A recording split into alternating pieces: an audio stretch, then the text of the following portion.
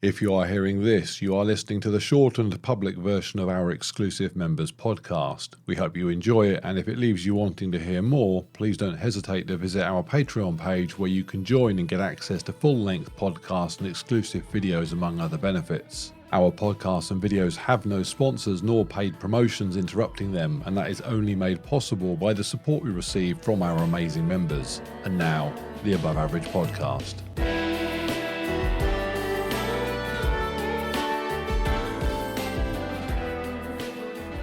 Right, welcome to the Manchester 2023 Hyrox review. The idea here is that Jen and I are just going to run through the entire event from start to finish and just add a few more details on our thoughts on the event and also some times as well. We've got our times up in front of us so we can break those down all in a bit more detail than was covered in our regular YouTube video on the subject.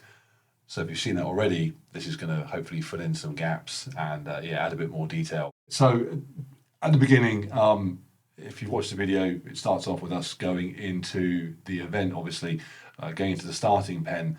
And how did you feel going in? I think because I'd only ever done it with you, where I'd obviously been able to have you do most of the work. And this would be the first time where I'd be doing it by myself, doing all the work, which I haven't ever done before. It was going to be a very different experience, wasn't it? Because you've literally never sat on a rowing machine at Hyrox. You've never picked up kettlebells at Hyrox. I've always done that on the doubles. So yeah, I can see that different sort of event. You should have had more confidence going in than you had. I was probably the opposite of that because I have now done two. This was my third solo. I've done 2 doubles. So I've done Hyrox quite a bit. And I've competed in Spartans and Deckers and all sorts of other competitions. So to me, it was all kind of business as usual. Familiar. Yeah, and I'm not sure if that helped or not. I mean, it meant I felt very relaxed going in. I should have felt, bearing in mind what was going to happen to me, I should have felt more nervous than I was, but I felt pretty chilled. Okay, so then we're off. First run, an odd thing to say, but you ran off looking like a runner. When I saw you run past with all the other women in your wave, and we should say your wave was 30 to 34 open women, and yeah, you looked like a runner. As you ran past, I thought, oh, this is cool. You got this. Yeah. I went out thinking, just go steady. Don't try and keep up with the women that run off or race off, but don't be at the back. That was my thought process. That's our message, isn't it? Just somewhere in the middle is good enough, especially in an event like that where you're not running with average people in the first place. You're all at a certain level to be there. You ran your first kilometre. Well, it's tricky actually because the first kilometre at Manchester involved 3 laps, which all the other runs required, but it also had an extra at least half a lap because the start pen was at the other side of the track. So you left the start pen, you had to run for about 45 seconds before you went past where you would be joining the track normally. So consequently, your run 1 was a 7-minute run. Mine was a 6-minute 20. But I reckon you were probably running at 6-minute kilometre pace, and I was probably running at just over 5-minute kilometre pace, which actually is about right, because I've always said that you want to be starting off your Hyrox runs at something like a park run pace, a 5K pace that isn't your fastest, but equally, you're not there mucking about. I run a park run when I'm on it, just under 4-minute kilometres, and if I'm running on my own normally, I would try and aim for a sort of between 4 and maybe a 4-minute 10 kilometre with the pack on. Actually, I say the pack on just in case you haven't been following. I was running in the men's pro division, so that's the heavier weights than I'm used to, with a 25-pound pack for charity. So I was weighed down basically, and so running just over 5-minute kilometres felt right. I'd done a park run with the pack on a couple of weeks ago and did it in bang on 25 minutes, so 5-minute Ks. First kilometre pretty uneventful for both of us really, and then into the ski erg, 1,000-metre ski erg, and so first time you've ever done a 1,000-metre ski erg on your own. I'm kind of glad it's the first event because although I'm not a huge fan of the other events, the ski erg is also an event that I just do not like. I mean, rowing is up there, but the ski erg I think is even worse than the row. It just seems If only like, you had one at home you could practice on. yeah, even with practice, it just seems like We have one at home, by the way. 1,000 meters on a ski erg just seems a long way. I did a 4-minute 15 ski and you did a 5-minute 34. Yeah, and I think I missed my target slightly because that 5:34 includes your rock zone time. And my target was to try and do my ski erg in 5 minutes, the same as my rowing. So I must have missed it slightly. Yeah, so you wanted to do a 5-minute ski. Yeah. The ski erg is one of the events that you can get onto and off of pretty quick. So Yeah. again, just to clarify, with rock zone, with Hyrox times, when you run into the area where the ski erg is, the clock starts ticking when you cross the timing mat, and it then takes you a good 10 seconds, say, to get onto the machine, and the same getting off it. So if you'd rode a bang on 5-minute ski, you'd have had a 5:20 time. So your 5:34. Yeah, you're 10 seconds off, but not a disaster. And I did a 4:15, which meant I rode just under 4 minutes, which actually, Quick. it's not a million miles off what I'd have done normally. I'm normally around 4 minutes. So then we go off into the second run. Your second run was a 5-minute 57, and so actually that's exactly what we're saying. You're running 6-minute kilometers. So your second run was, and I remember looking at my watch and thinking, you are bang on. My second run was a 5:37, which is a bit slower than I wanted. I wanted closer to 5s, but it was what it was. So yeah, we then run into station number 2, which is the sled push. Okay, so here's my wake-up call. I thought the pro weight jump was not significant, and as a larger athlete, something where I would be able to almost tackle it with as much gusto as I do the lower weights, and therefore crush all the lightweight runners that wouldn't be able to do that. So I ran into the sled push and leant on the sled to start pushing it, and suddenly thought, oh, no, I might be wrong on this. Now let's do you first, because you've never pushed the sled on your own. When we've done doubles, I've done the sled, 90% of the sled. So you do a bit of it while I take a breather for 5 or 6 seconds. I don't think you've pushed the sled more than 10 meters total. I mean an almost irrelevant amount. But he did the whole lot. And as we're watching it, how would you describe your sled performance? Well, when I look back at the footage now, it looks horrendously slow. But Yeah, this in the isn't moment, playing in slow motion, by the way. This is your actual speed. but in the moment, I thought I was doing well. Again, the only thing I had in my head was to just keep it moving and not to stop halfway off a length. Just do one length at a time. I was as excited as you, probably more excited actually when you finished it for you than you were. My You were probably legs like, just were- oh, thank goodness. I was like, yeah, crushed it. Yeah, my sled push was just incredibly heavy. I mean, the men's pro weight is no joke, and I can fully understand now why, especially the lighter runners that are running at sort of 65, 75 kilos, say that's something they just can't do. In fact, you said you saw some people in my wave just quit. Mental block, hit the wall. Like they'd done 2 lengths and then that was it. Stopped and went off the course. What did it take me? Let's have a look. I spent 3 minutes 53. You were on the sled. I beat you. You were 4 minutes 44. 41 rather. 4 minutes 41. So yeah, 3 or 4 minutes. I mean, it's not Pretty it's much not, like a length a minute. Yeah, it's not as bad as some of the other events, but it's incredibly intense. You do leave that feeling just shot. Actually, you left it and then started jogging as you ran out of the zone, which I was hugely impressed with.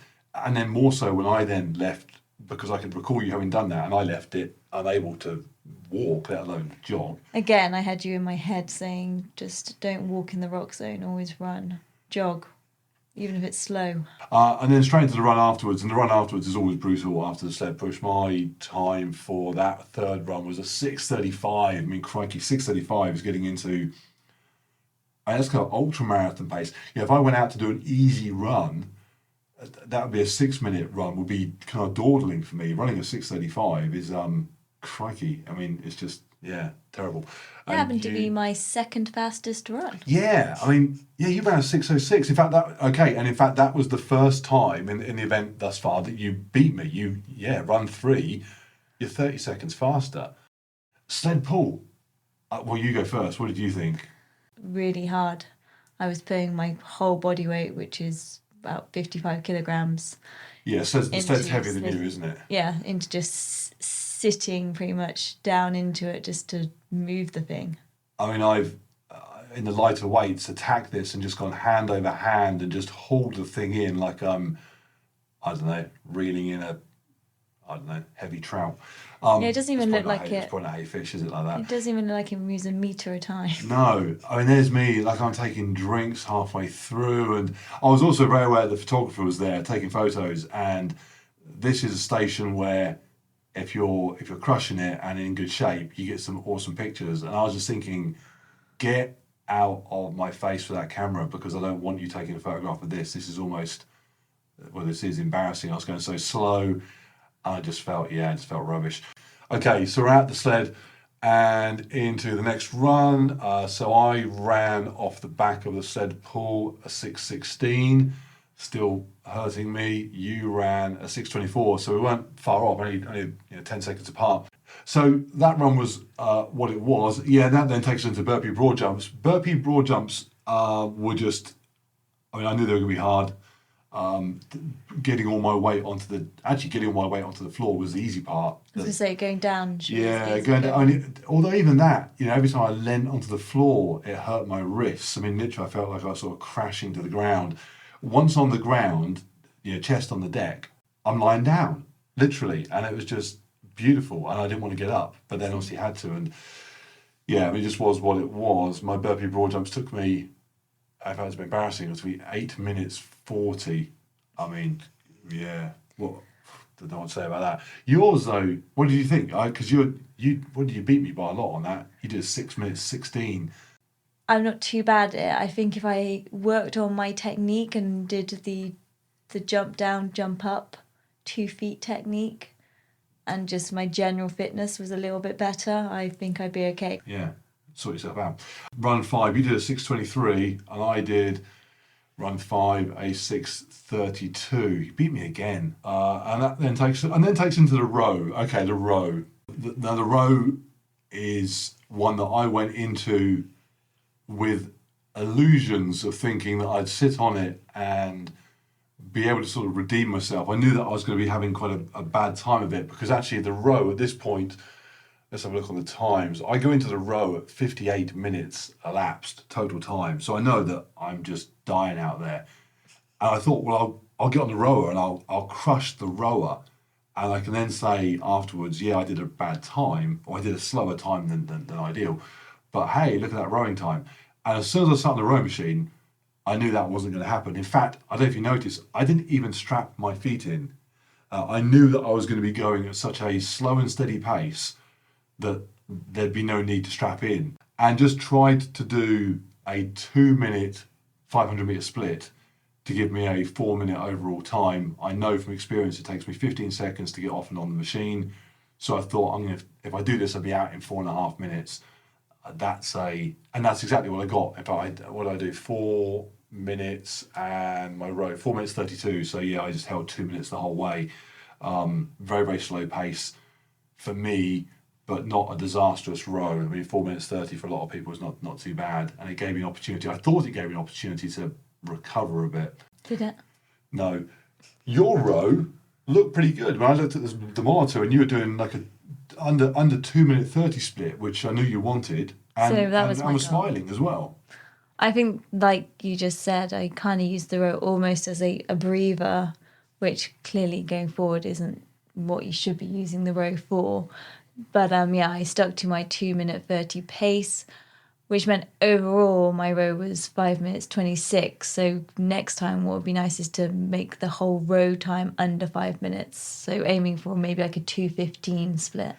So where does that leave us? After the row machine and run 6. Yeah, run 6. And that was brutal. 6:42 for me. So I still am happy with my running time, still quite consistent, 6:26. 20 seconds ahead of me. And only 3 seconds slower than my last run, Yeah. consistent. That takes us into the farmer's carry. Farmer's carry, first time you even picked up kettlebells at Hyrox. First time ever, because in the doubles I do it. You had the, I was going to say the girly weight, but that's cancelled territory. It's still a significant weight, isn't it? 16 kilos in each hand, especially for someone like yourself that only weighs 55. It's a chunk of weight. Well, it's over a half of carrying me. Yeah, in fact, let's do the maths on that. It's so third, you're, yeah, 2/3? it's 2/3 of you, which would be the equivalent of me. Actually, it is the same. It's the equivalent. There you go. Because I'm 100 kilos and I'm carrying 232, so I'm carrying 64. In fact, are 216s? They are. 216s are half of 232s. And you're pretty much double my weight. Double your weight. So there you go. It's exactly Same effort. In fact, that's embarrassing because we'll talk about what happened to me in a minute. So you did what I did, and you didn't put them down. No, because again, all I had was you in my head saying, don't put them down, never put them down. Never put the kettlebells down on the farmer's carry. Just grit your teeth. No one has ever died carrying kettlebells. Gonna get someone now email us and saying, my uncle Bert carried kettlebells I was in the army and telling you shot by a sniper. What were you telling me? I was telling you after the event that for on a girly woman level, it's the equivalent of putting the kettlebells down whilst you're walking with them is the equivalent of taking your high heels off halfway through a night out and having to put them back on. They're not going back on. Yeah, the pain is just much worse. Yeah, you're better off just enduring it and getting through it. Yeah. Yeah. So but you did. And the kettlebells was it 6 lengths up and down? It seemed far. It seemed horrific because I had to put them down. And there's just nothing. Everything in my head was telling me don't, and my body. Your wife was telling you don't. Yeah, you were yelling at me not to, and then yelling at me no when I did. There's nothing I could do. My traps were just on fire. The weight of the vest banging up and down them had just wrecked them, and then using them to support the kettlebells was just grim. Into run 7, penultimate run. And going into the penultimate run, I mean, it's tricky because it sounds nice, penultimate run, but you're still so far from the end, aren't you? Or we were. You did a 6:31, so consistent with your runs, another 6:31. I did 6:32. In fact, we were identical. Let's call that evens. Okay, sandbag lunges. Sandbag lunges, just the worst. I mean, you arrive at this station exhausted. It's a long exercise. You still got another run after it, another exercise after it. There's nothing nice about this. No, I went into it naively, thinking that 10 kilograms was light because I did do quite a few of the lunges with you when we did mixed doubles, and that was at the 20 kilogram. Yeah, weight. I'd say you did plenty of the lunges when we do doubles. Yeah, we swap backwards and forwards quite a bit. But again, just like the farmer's carry, it just seemed to go on. Just kept on snailing around. Yeah, what was it? It was snaking up and down, wasn't it? Was it snaking, 1, 2? Snailing. Yeah, snailing up and down. Snaking. Yeah, it was snaking up and down. Yeah, so I've been practicing in the gym prior to mixed doubles, and pretty much through all my practicing, 20 kilograms. Yeah, so But, you so I thought this was going to be easy. Yeah. But it felt really hard. I think maybe just down to being fatigued from everything else. Well, I guess, yeah. I mean, it looked pretty brutal. But actually, I say it looked pretty brutal. You were just cranking them out. I mean, and your time represented that. Your lunge time was just over 6 minutes, 6 minutes 9, which wasn't too bad. I was just going to say again, going forward, if I got to work and change my technique, I'd try to go for that whole walking, just continuously walking rather than 2 feet, stop, another 2 feet, stop. Yeah, so you lunge with your left foot, you then stand up straight, feet together, and then you step out of your right foot. And doing that, I had like a mind blank sometimes which foot I was then meant to be putting down. Do you know, funny enough, watching the footage back, putting the video together, did I? You didn't get, at no point did you do that wrong, but I could see that when you came up to a stop, you were almost stood up long enough that I did think, oh, you're going to use the right foot. And you always did, but yeah, I could see that. Actually, it's funny because I posted a photograph of me doing the lunges on Instagram, I think it was. And the photograph has my knee about 2 inches off the floor because that's when the camera snapped it as I was going down. And someone said, oh, your knee didn't touch the floor, you're cheating. I said, hang on a minute, I'm weighing 320 pounds with that pack and the vest and me. I guarantee you that knee is going all the way to the deck until it stops. Then the problem was getting up, and it felt like just doing it felt like doing a split squat to get back up, and the effort required to just stand was hard. Yeah, it was a tough one. And also, and I mentioned this in the other video, I had an interesting experience here because this took me a long time. Your time on the lunges was 6 minutes 9. My lunge time was 7 minutes 41. And I ended up getting some support from the marshals. And it was an interesting one because I've had support from the marshals in the past, but it's been completely irrelevant. Marshals shout to me, go on, you can do it, whatever. I've just ignored because I've been in a zone, I know what I'm doing, I'm cracking on. I simply don't need that. I mean, it's lovely they do it, but I don't need it. Here, I absolutely needed it. I mean, the guy telling me on the lunges to just, one at a time, do one rep, drive up, another rep, drive up. It's hard to say, actually, without him, how I would have fared. He certainly was able to channel my thoughts into where they needed to be, which was get a single rep done, because my focus was annoyingly on the end line where I needed to get to, and that was just too far away. So I kept looking at it and getting just kind of demoralized. He was saying, just get a rep done. So it was an interesting experience to run as a slower person, because there's plenty of people running the time I ended up doing and much slower. So to experience what those people experienced was very interesting, and yeah, maybe give me what's the best way to say it? It gave me a sort of a better understanding of how the people that go on the forums and so on after an event and say, oh my goodness, the best thing about it was the marshalling, they got me through it. I've never really understood that. I thought that's nice to say that, but what do you mean they got you through it? Here, I can see exactly how somebody taking a long time gets dragged through it by a marshal. So well done to them.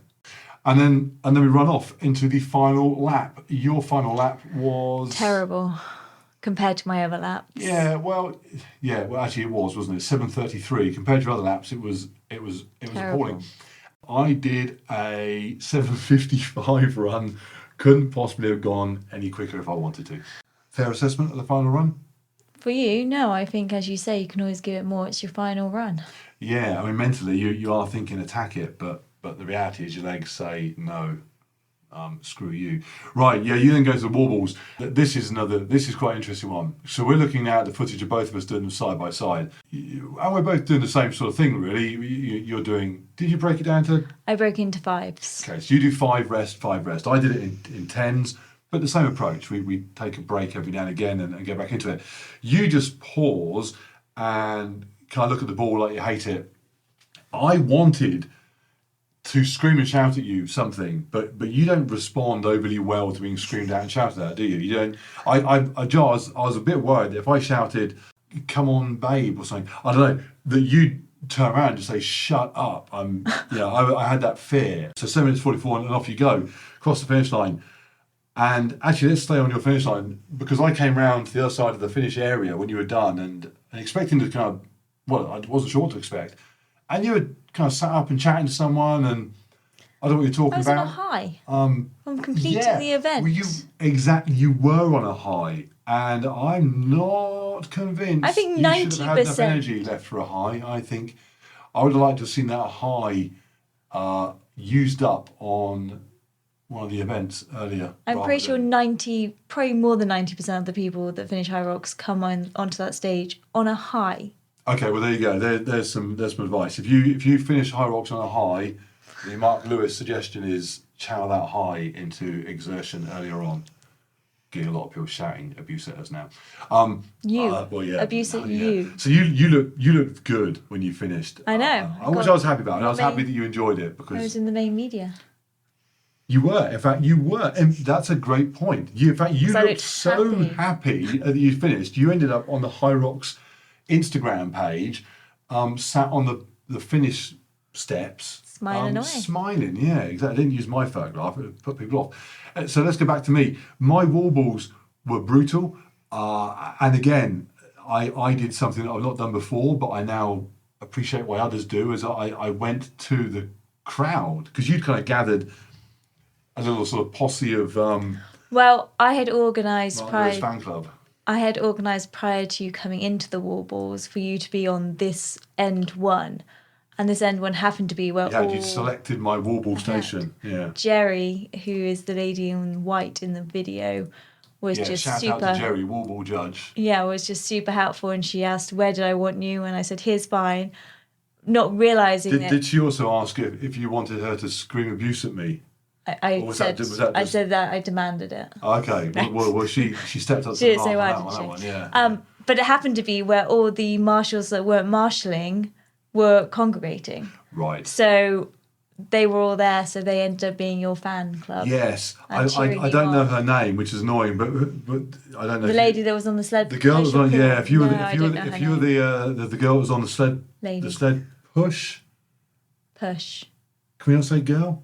I think you meant to say woman or lady. Okay, I'm going to say that I was the boy. I was the boy on the sled push, and she was the girl on the sled push marshalling.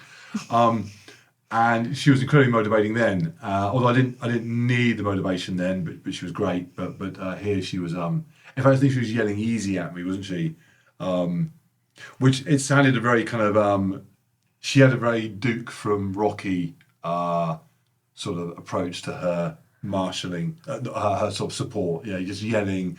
No pain, easy. I like that. Unlike Jerry, who was just yelling princess. Jenny was yelling me to not be a princess, which was kind of borderline offensive, but I'll let it slide. I mean they were just horrific. I mean and when I finished them, so uncaring about the time was I that I stopped to go and high five the little fan club. Everybody. And I ran across the line. And I was very pleased with my across the line state because it was kind of comatose. I was on the deck. I mean, I was lying there on my back. I was gone. I couldn't even get the bag off. Someone had to help me get the bag to the side of the arena. Yeah, I gave it absolutely everything. When I stood up afterwards, I was staggering around. So I was very happy with how I felt. A lot of people said to me, "Oh, did you bite off more than you can chew?" Someone said to me just now, one of the comments on the video, on the YouTube video, they said, "Did you do you regret it? Did you with hindsight, was the bag and the pro weights too much?" Absolutely not. I was destroyed and delighted to have been. I didn't do this event to do particularly well with the time. I did it to see what my aging body could do, and I was reasonably enough pleased with what it did. Having said that, what my warble time? 9 minutes 17 of warbles. Good grief. And it gave us a total time of 1 hour 42:23 for you and 1 hour 47:08 for me. So I'm a few minutes behind you. My time's a bit irrelevant because I'm never doing that again. Next time I run, it will be without weighing myself down. So I'll be back, hopefully, to some more respectable times. Were you happy with 1:42? I should add, I was happy with your 1:42. Yeah, I mean, in my head I had an hour and a half, so I guess not completely happy in the sense of I thought 1 hour and 30 minutes was doable, but now to think I have to knock over 12 minutes off to get that target by April. An hour 30 would have been amazing, but it would have literally been amazing. I mean, it would have been, where did that performance come from? I had in my head 1:45. If you're over 1:45, that would have been not disappointing at all, but that was kind of what I had in my head. So you beat that 1:42:23, and the nice thing is there is absolutely no way whatsoever that you will go slower than that next time. You know that you can beat that. You could beat that just by racing tactically different. Yeah, I think it's fitness. Nice to know or to think that I've got ways to improve, which are both strength and on my rowing. Like I know if I got stronger, my sled push and pull would be better. I know that these things can get better in the next 4 months of doing strength training, and just continuing with my running and keeping my fitness up will also mean that my runs should get better. Yeah, and it is important to emphasise. You started training 9 months ago. You are still new to the world of exercise. So to go out there and do a 1:42, I'm very happy with that. I And reckon, I'm also not the most dedicated of trainers. do you know what? 1 hour 35, I think, should be your target for April. Okay, anything you want to add? No, just a huge congratulations to anyone and everyone that was at Hyrox competing. Oh, that's nice. You're good at this. Yeah, actually, yeah, we had a chat with a couple of people that did their first Hyrox, and one of them is going to be on a future podcast, and it's going to be very interesting. So so thanks to all the people we met, and yeah, keep listening to future episodes, because we've got someone that's going to be talking to us, and although it's going to be Hyrox, kind of based around Hyrox, the conversation, actually the message that's going to come across, hopefully, for that podcast is going to be far broader than just Hyrox, and will pretty inspirational, motivational. You'll dive into more than just the Hyrox. Yeah, we're going to talk about training when you are out of shape, training when you're kind of midway through your journey, not yet completed it. I'm quite excited, quite looking forward to that, because I imagine a big part of that is the never too late party as well. Yeah, well, indeed, because and without kind of giving too much away, I started my training long before I started YouTube. So my early days of getting in shape weren't recorded. Obviously, it's a bit of a pity, because it would be great to have done so and be able to talk about that. Document it, exactly. We found someone that is, in a way, kind of where I was in those early days, and in fact actually doing better than I was, because he was out there doing Hyrox, and I certainly wasn't doing anything like that. So it's going to be excited to talk to him. Okay, I think that's it. We good? We're good. Okay, excellent. As always, subscribe over on the YouTube channel if you've not done so already, and we will see and talk to you guys on the next one.